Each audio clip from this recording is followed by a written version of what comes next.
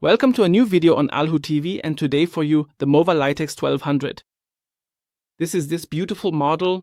In terms of design, it's really absolutely cool. I really like this blue strip here. It always shows when it's working. When it's charging, it's green, and when there's a malfunction, it turns red. But also, for example, when the frost protection is active at night, now in early spring. Here, for example, it still activates in the early morning hours.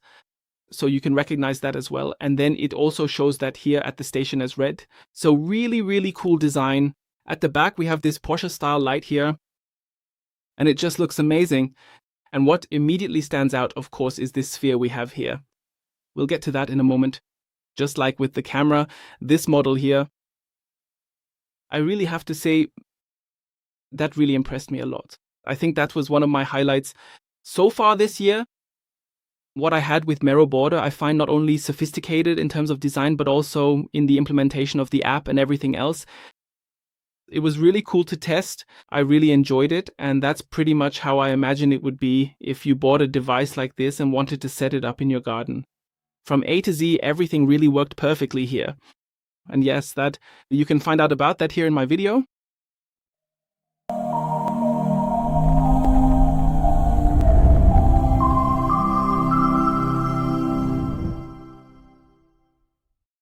So what does a Me robot have that others don't? What makes it so special, so intelligent, so smart, and ultimately also ensures that you have so much fun with it because everything works wonderfully?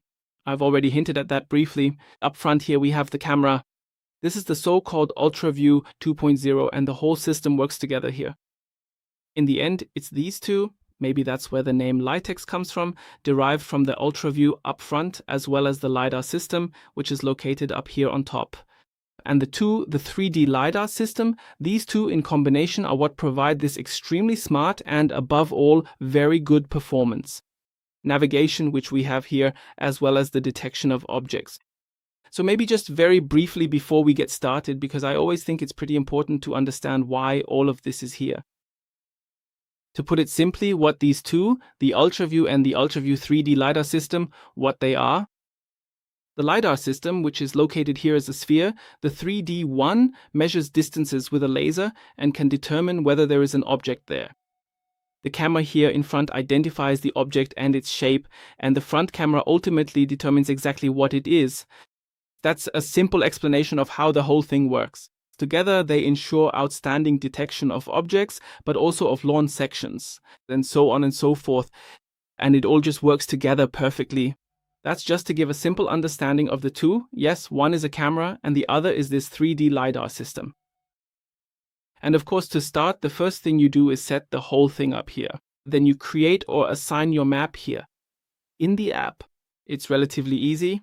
We have the option to control everything manually, but we can also let it run automatically.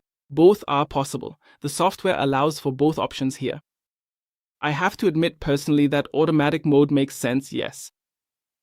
If the garden is relatively simple, but if you have complex areas where you need to create one or another path, then I would even say that it's more sensible to do it manually here. You can set this up however you like. Both options are possible, which I think is great. If you proceed automatically and maybe get stuck at a certain point because the garden is so complex, then you can switch to manual control and continue to steer the dropper yourself. At this corner, you can then say, okay, from here on, please continue automatically again. That's possible here. As I said, you set it up once and then the whole thing is ready to go.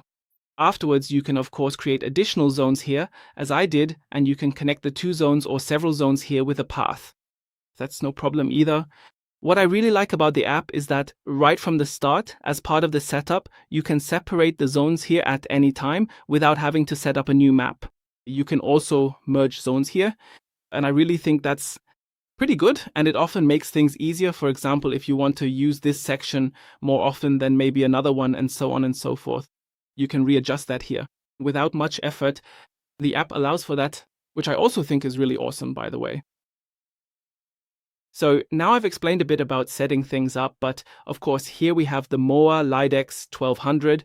However, it can actually handle up to 1,400 square meters. Normally you'd think from the name, 1200, but in this case it covers from 1,000 to 1,400 square meters. It can manage that per day with a runtime of 70 to 90 minutes. Of course, that depends on how much it has to drive around and back and forth, but on average we're looking at about 1,200 square meters. So that's about the average, but as I said, if the terrain is not completely flat, it can handle a bit more. It has a cutting width of 20 centimeters. And when you see the Mower border in action here, you can really tell it's very systematic. The whole thing, as I already mentioned, that's what ensures it navigates so well. We have a cutting height here from 3 to 10 centimeters, which can be fully adjusted electrically and can also be set separately in each zone. That's absolutely no problem here. It can detect objects, up to 300 of them, including hedgehogs and the like, and people. What I really like is that with the camera, objects can also be recognized and then displayed in the app, so you can see, for example, why it avoided something. If you activate it, you can always take a picture of it. In my case, I placed a hedgehog here to test whether it would recognize a hedgehog. It does that perfectly. I had absolutely no concerns about that. It also took a picture of this. The recognition rate is extremely high when it comes to detecting this stuffed hedgehog here. But that's also really great, and it just keeps confirming the impression I have of this robot. Furthermore, I tried to block it off a bit in a pen with bars. It had absolutely no problems anymore, just drove right through here and navigated perfectly in all situations. And not just that, as I said, not only here with the hedgehog or in this pen with bars, but also here when it has to pass through this passage. It's relatively narrow at my place, even less than 60 centimeters. They say it needs roughly 60 centimeters as a passage width, but even here it had no problems. It handled both the slightly wider path and the narrow path with this incline here. I have also perfectly mastered. It can even handle inclines of up to 45%. It can also drive over obstacles up to 4 centimeters high. So that's really top notch. Everything else can, of course, be further adjusted here in the app. We could set up certain no-go zones and so on here. We'll take another look at that later as well. The robotic mower performed well in every situation, whether it was mowing the regular zones or along the edges, which is, of course, also great. Because the entire mowing unit down here moves to the side when mowing the edges. That way we can get a bit closer to the edge. Personally, I think it's pretty nice that it does that. In the end, it can't get that close anyway. The situation in the garden always has to be right for you to really say, great, nothing gets left uncut for me, but if there's a wall, I don't even want it to get that close to it. Even though you can fine-tune things pretty well here in the ETAS, I personally don't really want the robotic mower to drive by so closely here, but the option is there. And for anyone who has a nice lawn that's very straight and maybe doesn't have a wall, like in my case, but really a place where it can drive over the edge, then of course it can make very good use of that and even go beyond the border mow, so that really nothing is left standing here. So of course it depends on the situation, but the function is there and that's actually pretty good. So it basically moves its mowing unit a bit to the side so that it gets closer to the edge. Everything is really included here. I find the robot extremely quiet. I have to say that again, I always find that very important.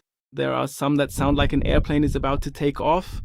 Not at all the case here, it was super quiet. They say it's 160 decibels. I actually found it even quieter. To be honest, I barely even noticed it at all. And it was definitely really nice. Yeah, in every situation. That's absolutely clear. In terms of design, it definitely scored big points with me. I also find the controls here really, really nice. Everything is digital here with a rotary dial. It's a bit reminiscent of BMW controls. Yeah, they also have a rotary knob there. The controls are also really well implemented here. Really, they are. So now I've praised it enough because it really is as good as I say.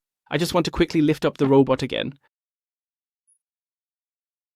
The reason I'm doing this is simply because we have the drive on the back here, which is often the case. With me or with smaller robots, we have the drive here.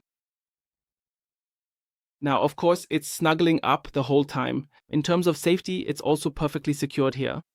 Please put it back on level ground and verify your pin-up robot is lifted before it doesn't stop anymore. What I wanted to say is, the drive wheels are at the rear, on the rear axle, and at the front you have 2 individual rollers, which of course move.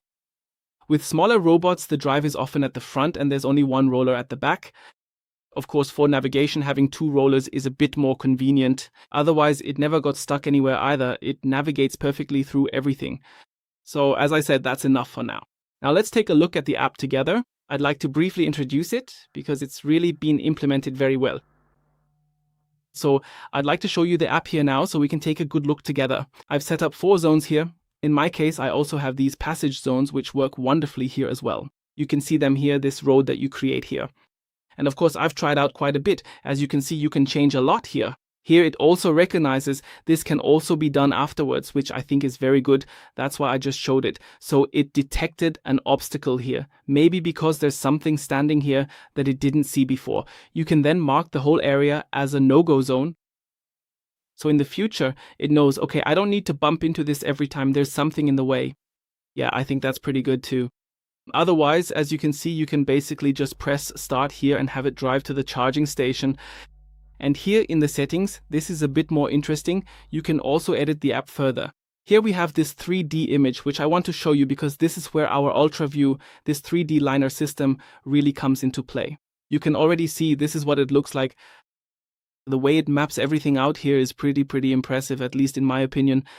It recognizes the trampoline we have here. It sees the bushes we have here. It even sees my conservatory out here, and so on and so forth.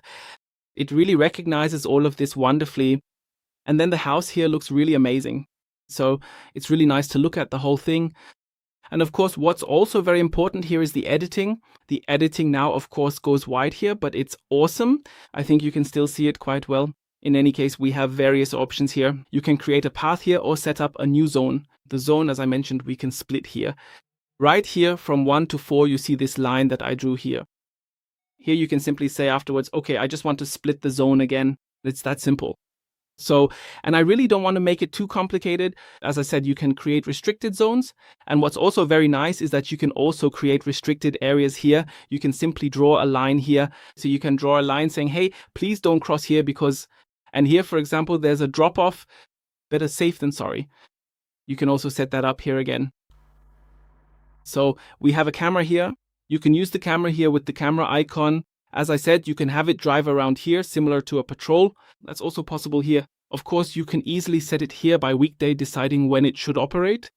But I don't think I need to mention all of that individually again. Otherwise, we have the option for the entire area. You can set boundaries, so it only drives along the edge. We can set up the zone, and then it will do the rest afterwards anyway. We can also drive to specific points and operate manually, but that's nothing new either. What else we can do here is make adjustments. I go into adjustment mode, confirm it, and then when setting up, I can specify for each zone separately what I want there. I want each zone, yes, for one zone I want it set to 8 centimeters, but here I'd like to adjust the mowing direction. Yes, as you can already see with zone 1, which you might know a bit better, I want it to mow this way or that way, or in a cross pattern or checkerboard pattern, and so on. All of this can be set here, everything separately. Or you can also here confirm, or you can, if you go back here, in the general mode, it's set automatically for all zones. Once you've set a zone here, you can set the mowing direction for all zones, and then in the overview, it looks just like you see here. Then you set it the same for all zones. You can set it here as needed. Otherwise, there are also the general settings here. We have the rain protection sensor attached at the back here. It's located, as you'd expect, there are 2 contacts. By now, it really works flawlessly on all robots. Here you also have obstacle avoidance on the path, set up accessible zones, do not disturb. So you can set all sorts of things here. Continue, as you've heard. Of course, if it needs to recharge, as I mentioned, the runtime is between 70 and 90 minutes. With an area of about 1,200 square meters, which is what it covers here, it's naturally then, if it doesn't quite finish, it recharges and takes about 65 minutes. And then it continues right where it left off. So here we also have the photos recognized by the AI. For example, I've also activated that and I think it's pretty cool. And then we have everything here. That's how easy the whole thing is. I also don't want to make it more complicated than it is because honestly, it's really super simple. And the robot is super intelligent and it makes everything so easy. So I really think this is a perfect size.